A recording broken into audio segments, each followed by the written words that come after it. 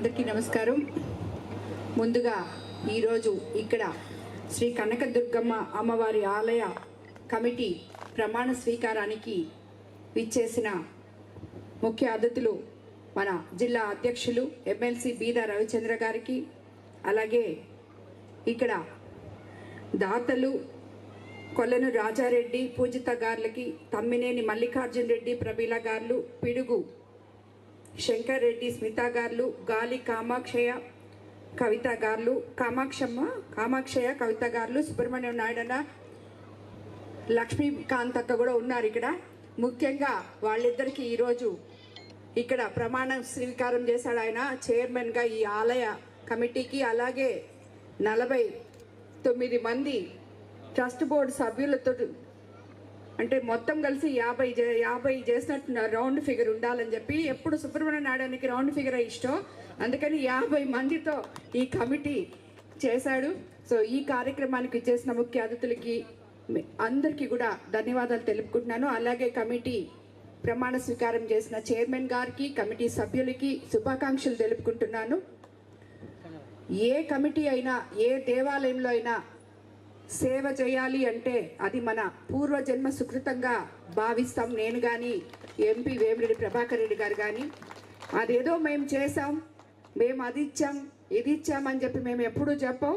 ఇప్పుడే ఈ సుబ్రహ్మణ్య నాయుడు అని చెప్పారు, రవి చెప్పారు, కానీ అది చేసేదానికి ఏ రోజు కూడా ఇది నేను చెప్పేదైతే నిజము, ఎందుకంటే అది నా నమ్మకం.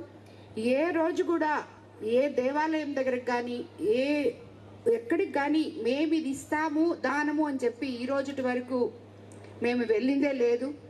ఎవరు వచ్చి ఈ దేవుడికి మీరు ఇది చేయండి అంటే చేయడమే కానీ మేము చేస్తాము అని చెప్పి ఇప్పటి వరకు చెప్పలేదు. ఎందుకంటే అలా వాళ్ళు వచ్చి అడిగినప్పుడు ఇది ఆ భగవంతుడు మనకి ఒక సందేశం పంపించాడు, మనం ఇది చెయ్యాలి అని చెప్పి నిబద్ధతతో చేసి అక్కడి వరకు ఆ స్వామికి దండం పెట్టుకొని మాకు ఇది మా పూర్వజన్మ సుకృతము అని అనుకుంటాం. అలాగే ఇప్పుడు చెంగల్రాయుడు గారు వాళ్ళ ఫాదరు వారసత్వంగా ఒక దేవాలయాన్ని నిర్మించి ఆయనకి ఇవ్వడం జరిగింది. వారసత్వం అంటే ఒక ఆస్తులు పంచుకోవడమే కాదు, ఇలాంటి పెద్దలు నిర్మించిన దేవాలయాన్ని కూడా అలాగే తరతరాలుగా తీసుకెళ్లాలి అనే ఉద్దేశంతో ఈ రోజు ఆయన ముందుకొచ్చి ఈ దేవాలయాన్ని కాపాడుకుంటూ ఇప్పటిదాకా దీన్ని ఇంకా అభివృద్ధిలోకి తీసుకెళ్లాలని చెప్పి ఒక కమిటీతో సభ్యుల్ని ఎంచుకొని తను ఒక్కడితో అయితే కాదు, అందరూ 10 మంది కలిస్తే ఐకమత్యంతో దీన్ని ముందుకు తీసుకెళ్లమని ఒక మంచి ఉద్దేశంతో ఈ రోజు ఈ కమిటీని ఇక్కడ వేయడం జరిగింది. ఇన్ని సంవత్సరాలు లేకుండా ట్రస్ట్ బోర్డు లేకుండా ఉన్న ఈ దేవాలయానికి ఈ రోజు అమ్మవారు ఒక ట్రస్ట్ బోర్డును ఏర్పాటు చేసుకున్నారు అంటే